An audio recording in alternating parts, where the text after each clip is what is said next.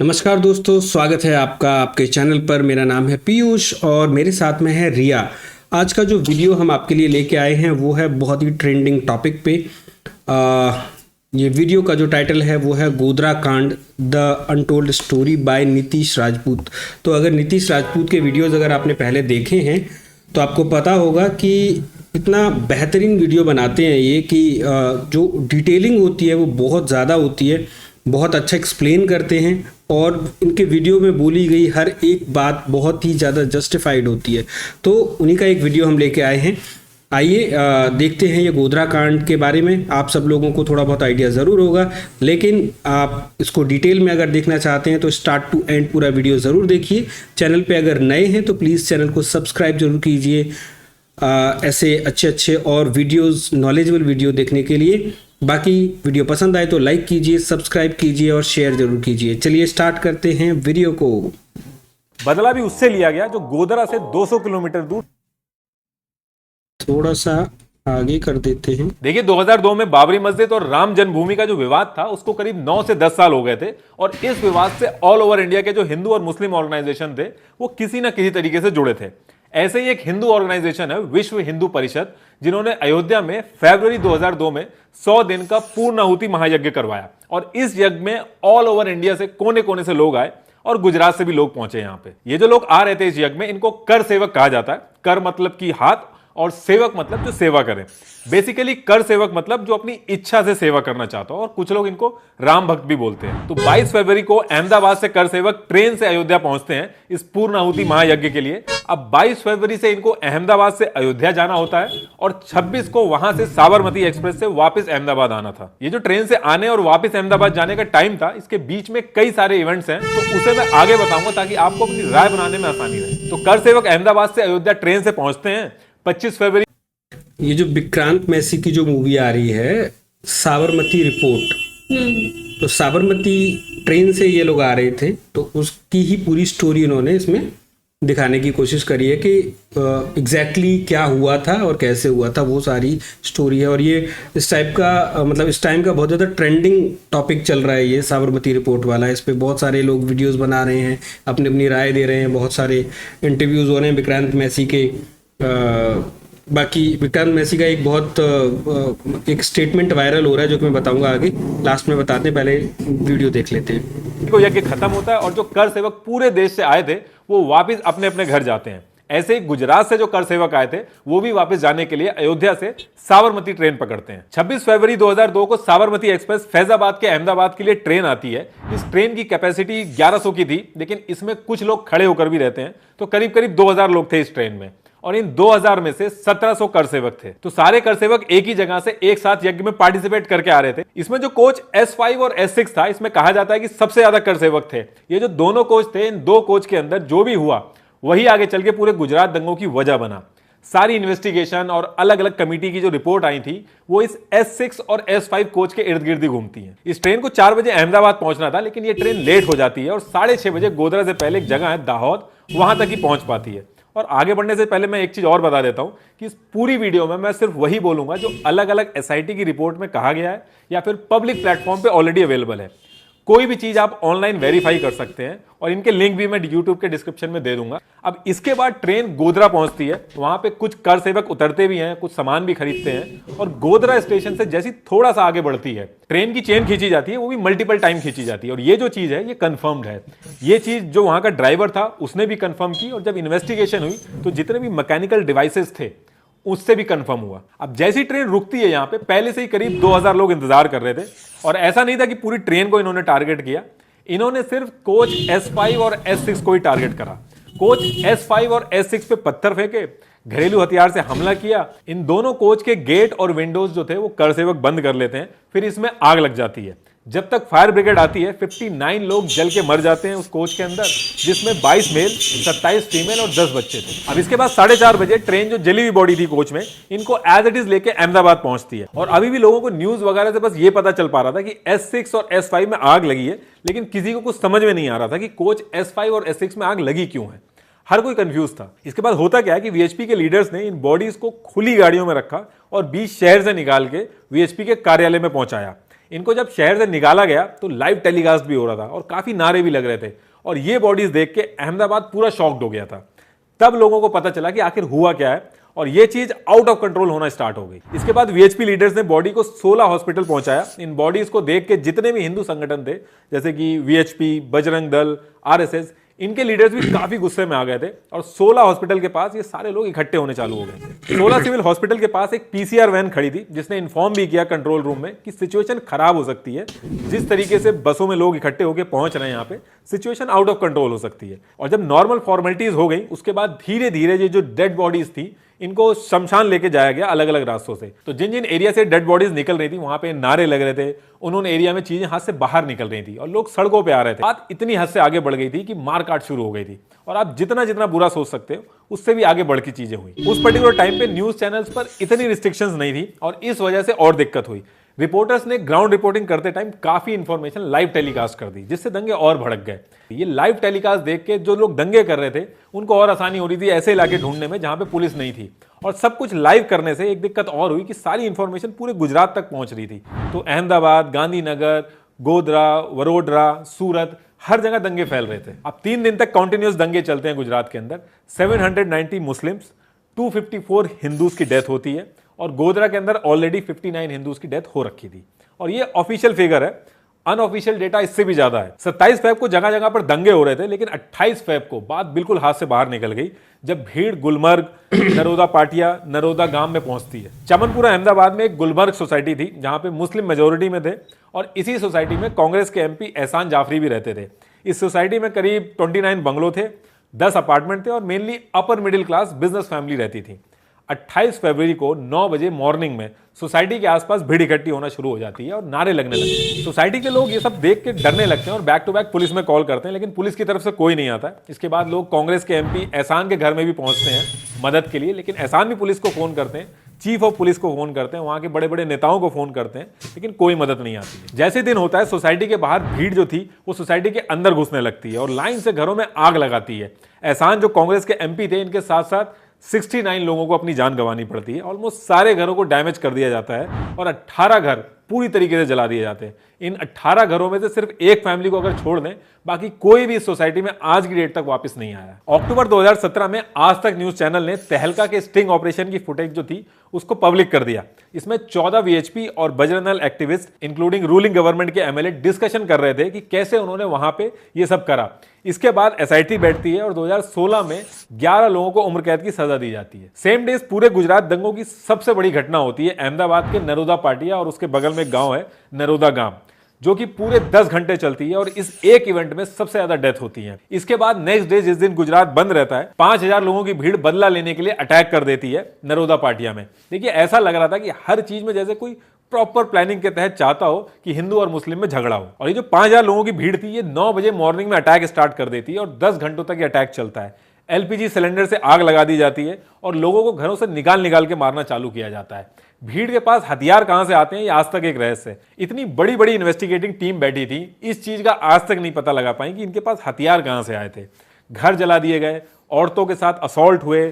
सिर्फ 10 घंटों के अंदर 97 लोगों को अपनी जान गंवानी पड़ी। इस पूरे इंसिडेंट का जो मास्टरमाइंड था बाबू बजरंगी, उसका स्टिंग ऑपरेशन तहलका करता है और वीडियो पब्लिक कर देता है। यूट्यूब पे अभी भी वो वीडियो पड़ी है जिसमें बाबू बजरंगी बता रहा है कि कैसे उसने नरोदा पटाया में लोगों को मारा। इसमें वो ये भी क्लेम करता है कि गवर्नमेंट ने उसको पूरा सपोर्ट किया। इनफैक्ट पुलिस भी थी वहां पे, उन्होंने भी उसको सपोर्ट किया और ये बोला पुलिस ने कि बॉडीज बहुत ज्यादा हो गई हैं, इनको मैनेज करने में बहुत मुश्किल होगी, आप बॉडीज अलग अलग कर दो। और आगे चल के बाबू बजरंगी को उम्र कैद होती है। लेकिन ये जो बोल रहा था वीडियो में, ये कोर्ट में कंफर्म नहीं हो पाया। सच पूछिए तो कोर्ट में कुछ भी कंफर्म नहीं हो पाया, सिर्फ थ्योरियां चली। उन थ्योरियों में जिसका नाम आया सबको सबूतों के अभाव पे मजबूरन छोड़ना पड़ा। इसमें आपने माया कोडनानी का नाम भी बहुत सुना होगा, बहुत फेमस नाम है, जिनको 28 साल की सजा दी गई थी इस पूरे इवेंट को ऑर्गेनाइज कराने के लिए। इनका नाम आया और आगे चल के इनको सबूत ना होने की वजह से छोड़ना पड़ा। नरोदा पटाया इंसिडेंट जब हुआ उसके बाद माया कोडनानी बहुत ही भारी वोटों से जीत के आई, इनको कैबिनेट मिनिस्टर भी बनाया गया, लेकिन इस केस के चलते इनको अपनी पोजीशन छोड़नी पड़ी। इसके बाद नेक्स्ट डे 1 मार्च को वडोदरा में एक हनुमान टेकरी एरिया है जहां पे एक बेस्ट बेकरी नाम से बेकरी चलती थी, जहां पे 14 लोग छुपे थे। इन 14 में से 11 मुस्लिम और 3 हिंदू थे जो उस बेकरी में काम करते थे।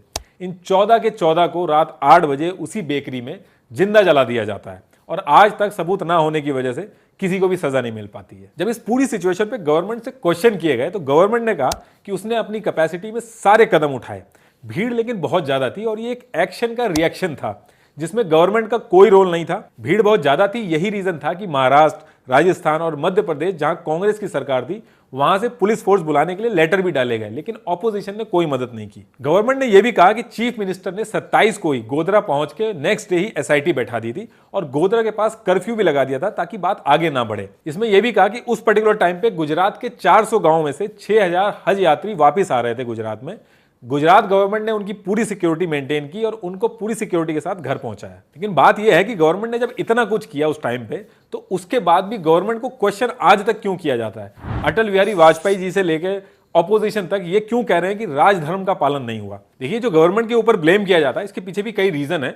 संजीव भट्ट जो कि सीनियर पुलिस ऑफिसर थे गुजरात इंटेलिजेंस ब्यूरो में 2002 के दंगों के टाइम पे, इन्होंने कोर्ट के रिकॉर्डेड स्टेटमेंट में यह कहा कि इनको इंफॉर्मेशन आने लगी थी पीसीआर से कि माहौल खराब होने वाला है, कर सेवकों की बॉडी शहरों से नहीं निकलनी चाहिए थी और जगह जगह से पुलिस रिपोर्ट भी कर रही थी दंगों के बारे में, लेकिन इनके हाथ बंधे हुए थे।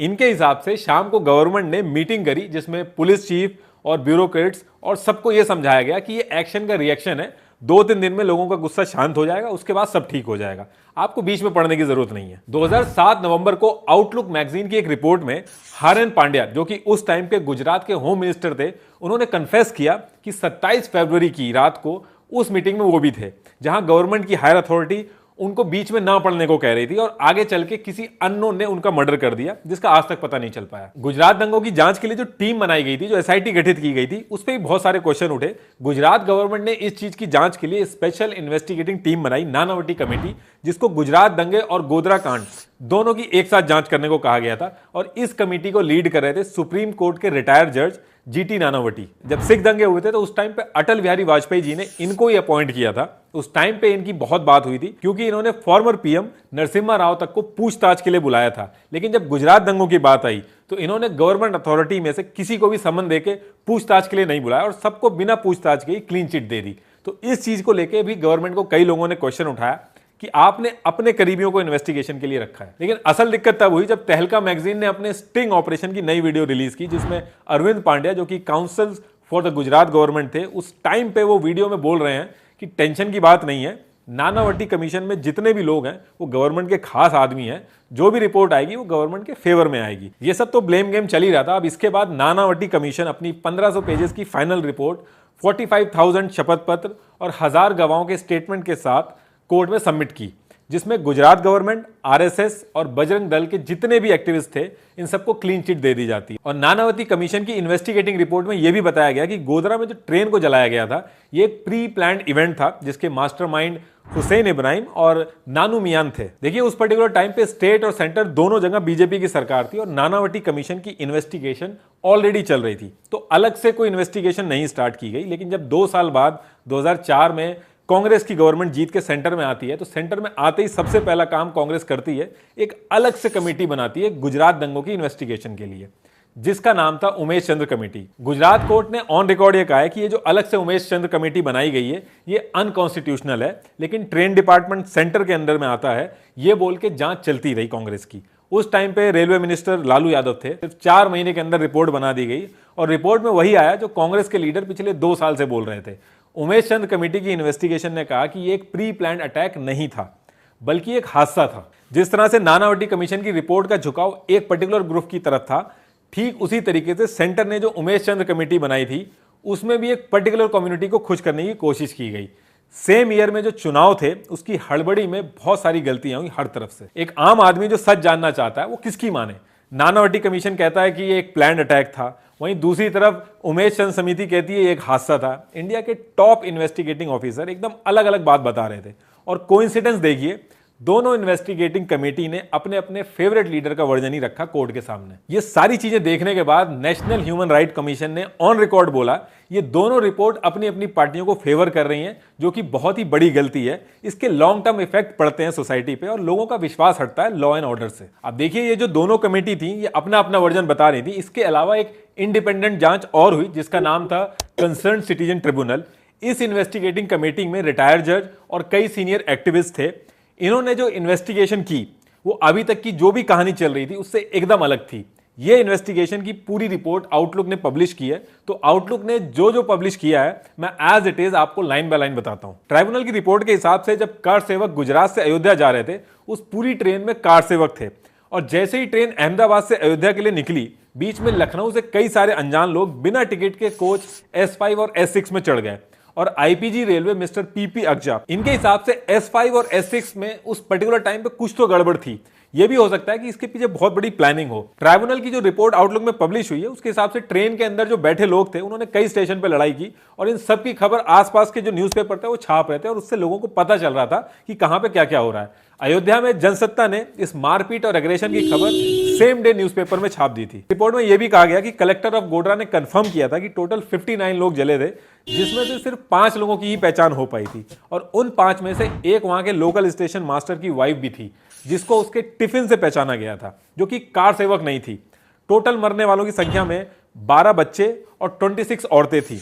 तो नानावटी कमेटी इतनी श्योरिटी से कैसे कह सकती है कि जो लोग मरे थे वो सारे के सारे कार सेवक ही थे। दूसरी चीज इसमें यह कही गई कि अगर 2000 लोग कार सेवकों को मारने का वेट कर रहे थे तो इसके बारे में किसी को कुछ पता क्यों नहीं चला। 2000 बहुत बड़ा नंबर होता है। अगर 2000 लोग खड़े हो जाएं प्लेटफॉर्म पे तो वो सिर्फ 2 कोच S5 और S6 के एरिया में ही नहीं खड़े रह पाएंगे, वो पूरी ट्रेन के कोच के आसपास आ जाएंगे, क्योंकि 2000 लोगों के लिए काफी ज्यादा एरिया चाहिए होता है। और जब पूरी ट्रेन में कार सेवक हैं और कार सेवक को ही निशाना बनाना था तो सिर्फ S5 और S6 के कोच को ही क्यों अटैक किया जाएगा, बाकियों के साथ एक भी इंसिडेंट क्यों नहीं हुआ। देखिए, ये तो हो गई इन 3 इन्वेस्टिगेटिंग टीम की बातें, लेकिन आज तक ये चीज कंफर्म नहीं हुई कि आग लगी किस वजह से थी। लेकिन इस चीज का बदला जरूर ले लिया गया। बदला भी उससे लिया गया जो गोधरा से 200 किलोमीटर दूर मजदूर बैठा है, बदला उससे लिया गया। उसकी क्या गलती थी? गोविंद मकवाना, जिनका 22 साल का लड़का S6 बुगी में जल गया था, उसकी बॉडी को जब शमशान लेके जा रहे थे तो भीड़ काफी सारी आ गई थी और सब भड़के हुए थे। उन्होंने हाथ जोड़ के सबको मना किया कि मुझे कोई बदला नहीं लेना है। यह चीज टाइम्स ऑफ इंडिया ने मार्च 2002 में पब्लिश की थी। इस पूरे इंसिडेंट में 1500 लोगों पे FIR दर्ज हुई थी, जिसमें से लास्ट में 31 लोग बचे थे जिनको सजा हुई और उन 31 में से 11 को फांसी दी गई। उन 11 को भी बाद में उम्र कैद में कन्वर्ट कर दिया गया और जो 63 लोग थे उनको सबूत ना होने की वजह से छोड़ना पड़ा। यह हमारी हिस्ट्री का एक बहुत ही अनफॉर्चुनेट इंसिडेंट है जिसकी वजह से कई जाने गई। इस तरह के इंसिडेंट से हमेशा सबक मिलता है कि कैसे ऐसी घटना कभी ना हो दोबारा। अगर आपको भी हिस्ट्री में हुई इंसिडेंट्स और ट्रेजेडी के बारे में जानना पसंद है तो मैं आपको कुक्कू FM पे एक ऑडियो बुक रेकमेंड करना चाहूंगा जिसका नाम है भोपाल गैस ट्रेजेडी।